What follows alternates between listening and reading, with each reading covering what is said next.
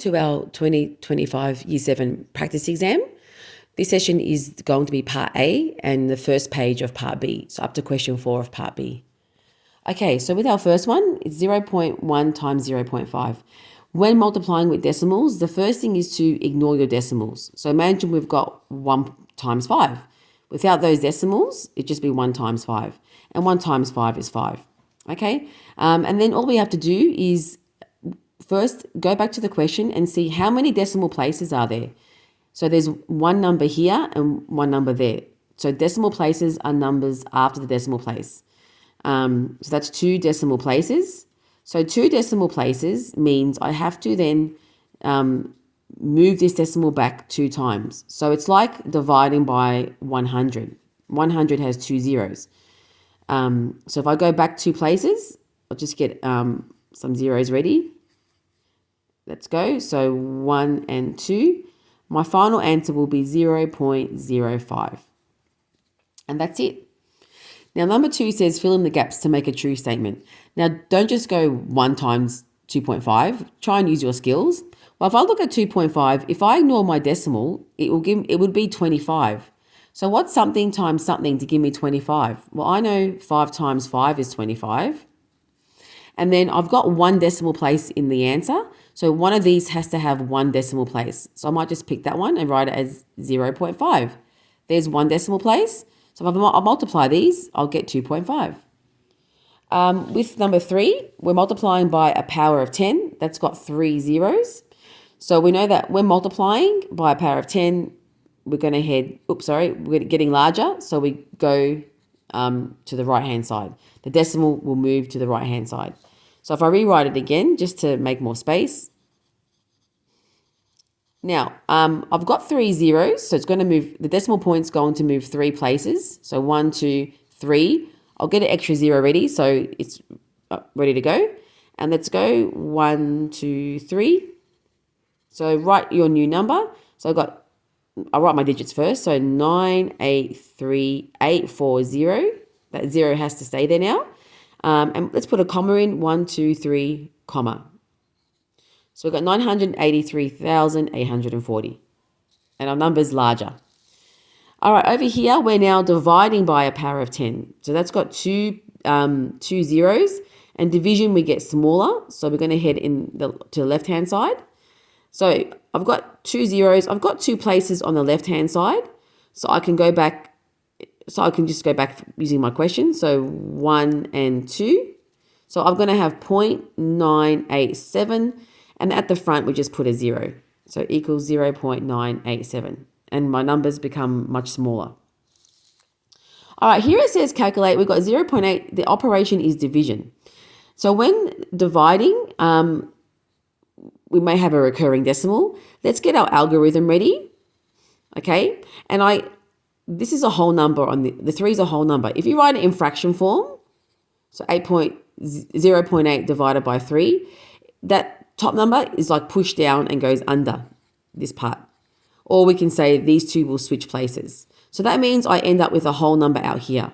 Because there's a whole number out there, I can divide this easily now. If it wasn't a whole number, we'd have to do something else. So get your decimal points ready. That's the first thing, top and bottom. Now I'm going to add some zeros and leave some spaces between them. Now my algorithm is all set up. Let's go. 3 into 0 can't go. Now 3 into 8 can go 2 times. 3 times 2 is 6. If I'm at 6 and want to get to 8, my remainder is 2. So 2 can go onto the 0 I got ready. And then 3 into 20 can go 6 times. And because 3 times 6 is 18. And if I want to go from 18 to 20, that's a remainder of 2. And I can see what's going to happen. I've got 20 again. 3 into 20 goes 6 times because 3 times 6 is 18. And if I'm at 18, my remainder is going to be 2. I'll keep getting 20 and 20 and remainder 6 to infinity. So I can stop there. I've found my pattern. So I'm going to rewrite my number as 0.2. Now I write 6 once. 6 is in my pattern, so I can put that dot on top. Or some people prefer to put the dash. But it's only above the 6 because the 6 is the only digit repeating. 2 appears once and it doesn't appear again. So 2 doesn't have a dot on top. All right, number 6. Write the following expression as a decimal. Now, looks like we're adding 2 fractions, but before we even try and make our denominators the same, we can see their powers of 10. If our denominator is a power of 10, we can easily turn them into a decimal. So 5/10 has 1 0. Now, these are proper fractions, so there's no mixed numbers. So it's going to be 0.1 place, 1 0, 1 place. So 5 goes in that place. So 0.5 plus, once again, it's going to be 0 point because there's no whole number there. And it's a proper fraction. I've got 3 places, so 1, 2, 3. So 3 places to fill in. I've got 1 digit 9. That will go at the end. And here I'll put 0 and 0. So now I've got 0.5 plus 0.009. Now you can use an algorithm to set this up if it helps, but I can see that 5 will just go in the tens column because there's a 0 there. So it'll be 0.5 and then 0.9 as my final answer. But if you wanted to use an algorithm, you can. We're going to use an algorithm for this one. It's got decimal places, decimal points, sorry. So line up your decimal points first. That's the first thing you do. And then in our answer, we're also going to get our decimal point all lined up. That's the first thing you should do.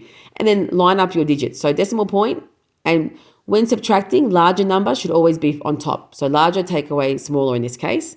So I've got point, so 0.92 on this side. And then 15 on that side. And then I've got 2.7 to add there. And then my answer can go down there. Now, it's good to put zeros in here, in these empty spaces. Because we are subtracting, we may need to use them. And now let's subtract. 2 take away 0 is just 2. 9 take away 0 is 9.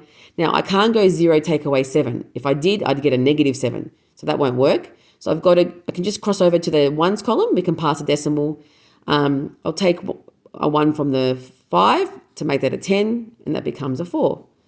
So now I've got 10 take away 7, which is 3. 4 take away 2 is 2. And 1 take away 0 is 1. So I've got 12.392. So equals 12.392. So just make sure you line it up properly. All right, this one here, Jess divided, so she first divided a number by 100 and so we got 32.2. What was the number she started with? Well, if she divided, the inverse, the opposite, would be to times by 100. And that will give us what she started with. So if I go 32.2 times 100, I've got 1, we're going to move to the right.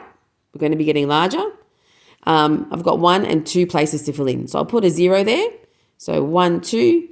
So that's my new point. So my number is 3220.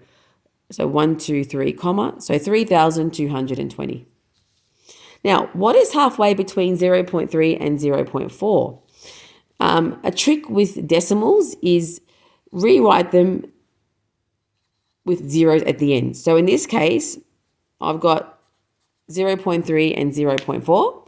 I'm going to add a 0 at the end, and it looks like I've got 30 and 40. And now, what's in between 30 and 40? Well, I know 35 is in between 30 and 40, but I'll just write it as a decimal. So 0.35. So if I focus on this part, I've got my 35. And that would be halfway between 0.3 and 0.4. So always add a 0 at the end to make it easier. Write 8 thousandths as a decimal. Now, thousandths we know is 1,000, relating to 1,000, so 3 zeros, and 8 thousandths, so 8 on top and 1,000 on the bottom. So I've got it in fraction form, and now I can turn this fraction into a decimal. If you weren't sure about how to write 8 thousandths as a decimal, first write it as a fraction, and then we can now easily turn it into a decimal. There's no whole number, so it's 0 point. Now there's 3 zeros, so 3 places. Now 8 will go at the end.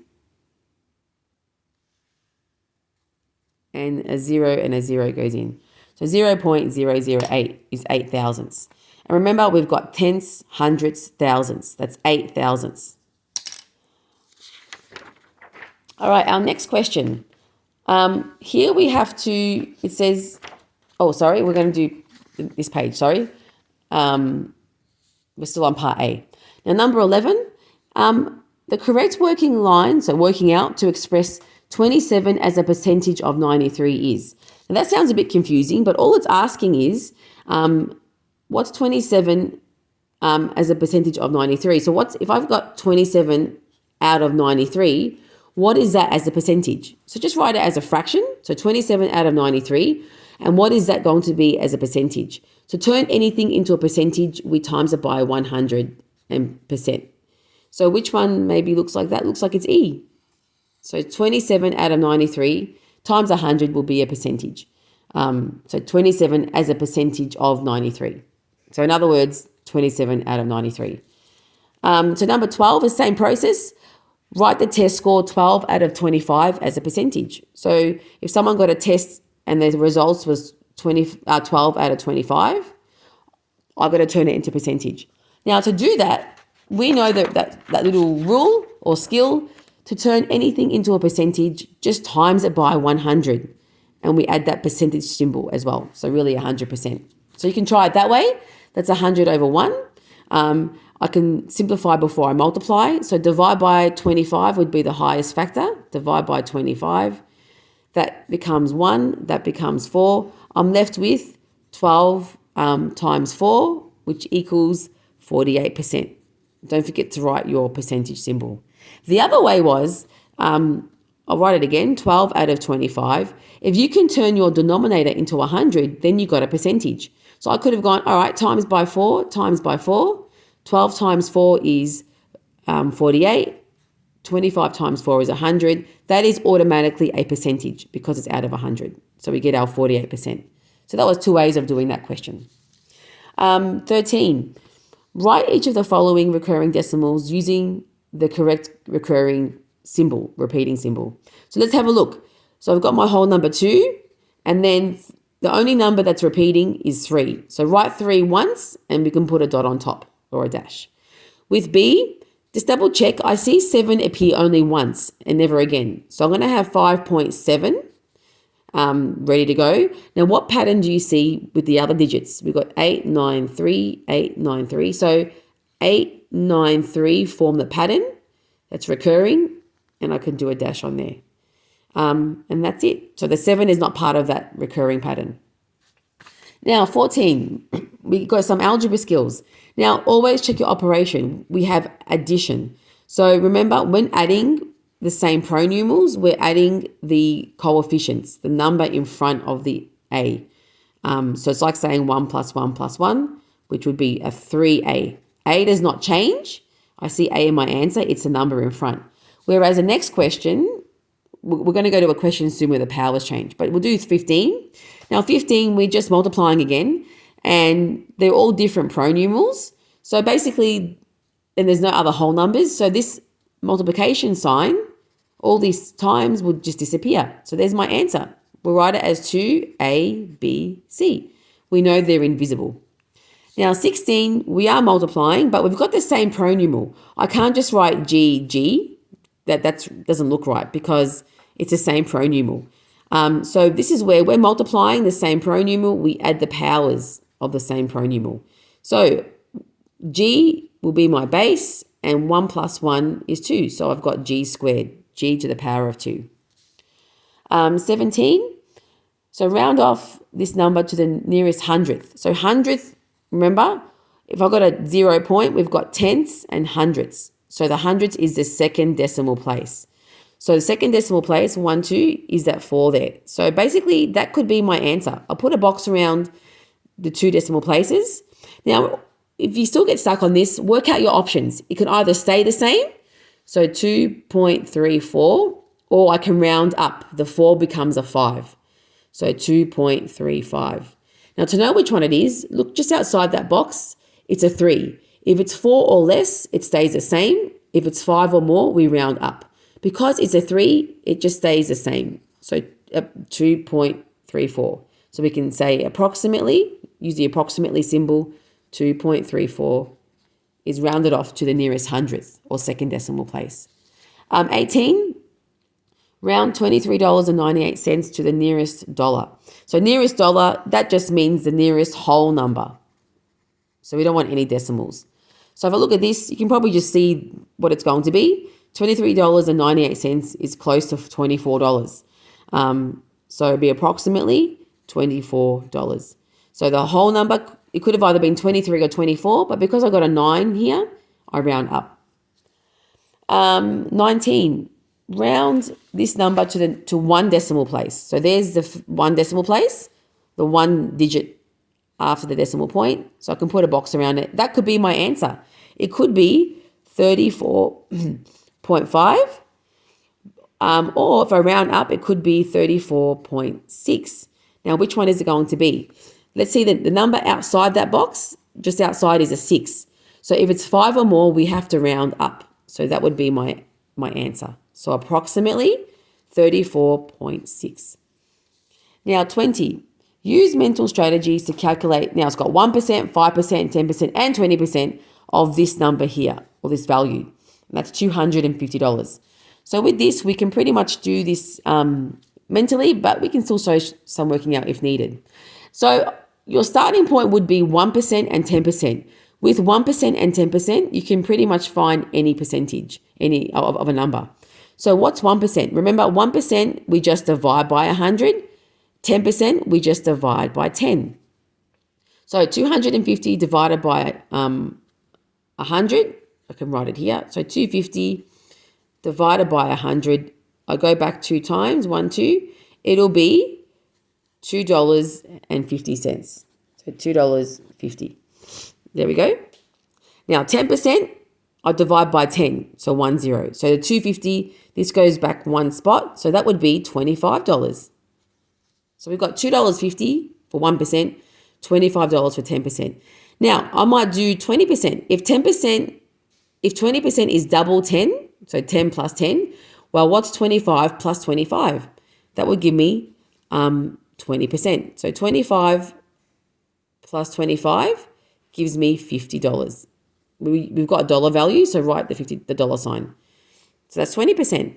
Now 5% is half of 10. So I could use that. I could have 25. Or if you wanted to use 1%, you could go $2.50 plus $2.50 5 times.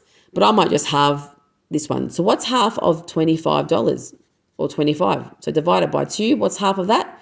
Well, I know 24, 12 plus 12 is 24. So I need the 50 cents. So $12.50. So 12.5 is half of 25. And that's our answer. So we just using some mental strategies and our decimal skills, we were able to work out those values. And we'll do just one more page. So here we've got number 1, part B. What is the lowest common denominator of, and we've got these 3 fractions. So look at our denominators. We've got 3, 6, and 4. So the lowest common denominator of those, we can start with the largest number, 6. What are some multiples of 6? We've got 6, 12, 18, 24. So there's some options. Now, 6 won't work. I can't turn 4 into 6. I could turn 3 into 6, but 4 won't work. Let's try 12.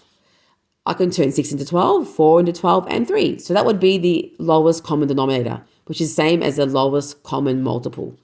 So lowest common denominator is 12. And I'm going to use that now to create equivalent fractions. So convert all the fractions so they have a common denominator.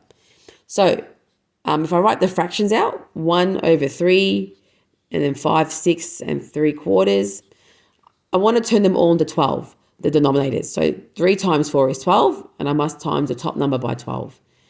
6 times 2 is 12, so times the top by 2 as well.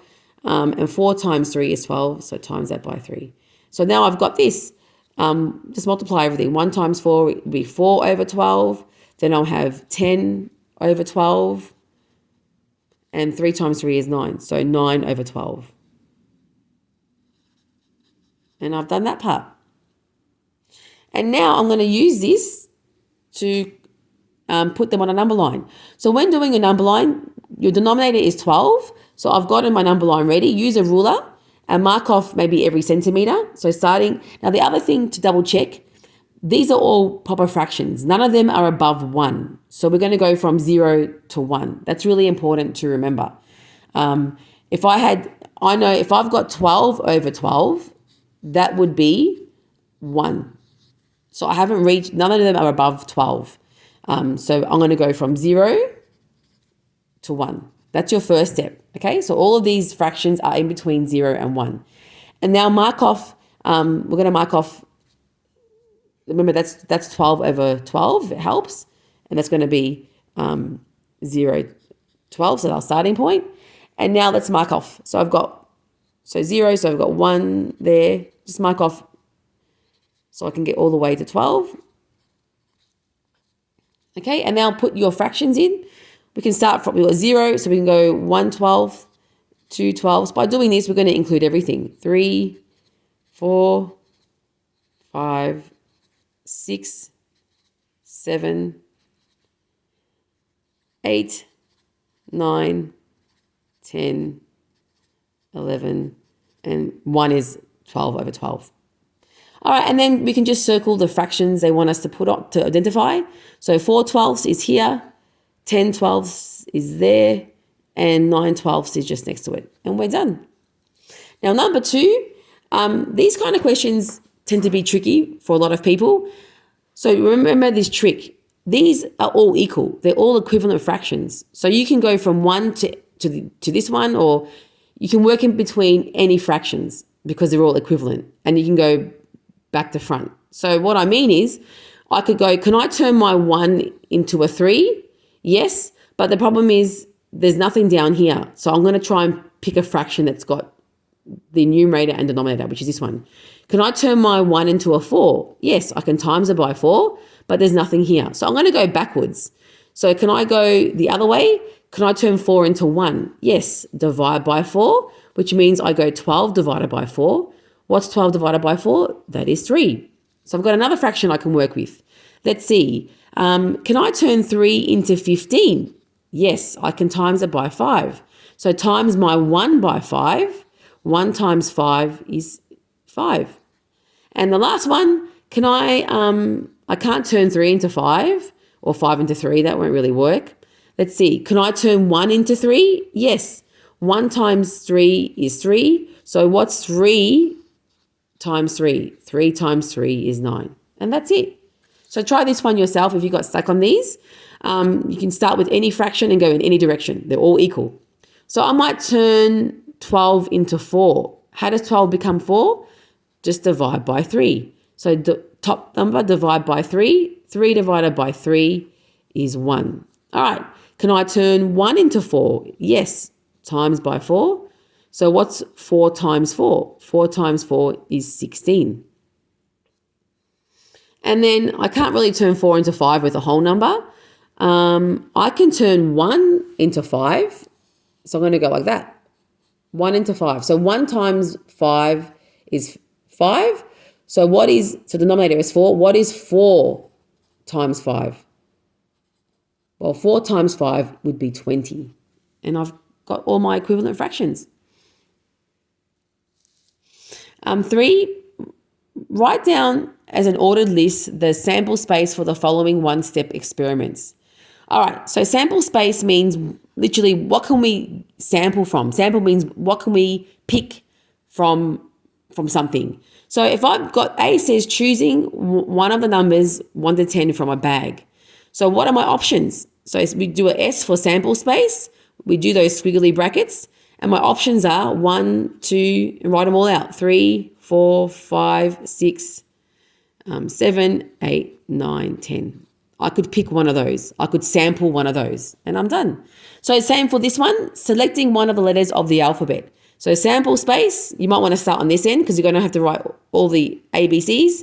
Hopefully you know your ABCs. So we'd go A, B, C, D. Now you write them out, but all the way to the end. So X, Y, Z or Z and close bracket. Okay. But I'm not going to write it all out because time's running out. All right. So number 4. Now in a bag of 20 marbles, that 20 is really important. That's going to be our denominator. So in a bag of 20 marbles, there are 4 oranges, 3 brown, 6 white, 2 purple, and 5 red. If I selected one marble, so just picking one marble from the bag, now remember, PR means probability. What's the probability of getting a white marble? So remember, first, our denominator is going to be 20. And for all of these, it should be 20. Now, how many white marbles are there? Where is it? There are 6 white marbles. So the probability would be 6 out of 20. Write it as a fraction. And then we can simplify that fraction, divide them by 2. So half of 6 is 3, half of 20 is 10. So the probability of getting a white marble would be 3/10. And do the same for the rest. What's the probability of getting red? Red, where are we? Red, there's 5 red marbles. So once again, 5 out of 20 in total.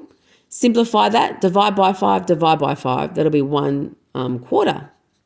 There we go. Probability of a yellow marble. Yellow marbles, orange, brown, white. Now, what do you notice? There's no yellow marbles in the bag. So that means there's 0 chance out of 20. And 0 divided by 20, we just say 0. There's a 0 chance. It's impossible because there's no yellow marbles. All right, D, probability now, brown or purple. So we're combining 2 colors. So there's 3 brown and 2 purple. What's 3 plus 2? So you can just write out of 20, and 3 plus 2 would be 5 out of 20. And we can simplify that fraction. Divide by 5, we get 1/4, just like before. So 1/4. E, probability orange or white marble. So orange, is there orange? There's 4 oranges. So 4 plus white, there's 6. So 4 plus 6 out of 20 would be 10 out of 20, which is going to be 1/2. Divide by 10, or 10 is half of 20. So your final probability was 1/2. Okay, so you got a 50% chance. And the last one for this session, probability not a red marble. So, not red. Well, how many reds are there? There's 5 red marbles. So the chances of me not getting a red is if I add up everything else. But I know that there's 20 in total. So what's 20 take away 5? That would be 15. You could just add up 4 plus 3 plus 6 plus 2 if you wanted to. You'd still get 15. So there's 15 out of 20 of the other colors. So 15 out of 20 chance, which I simplify to. Divide by 5, divide by 5. There's 3 out of 4, or 3/4. That would be a 75% chance. All right, that's our first session. Thank you.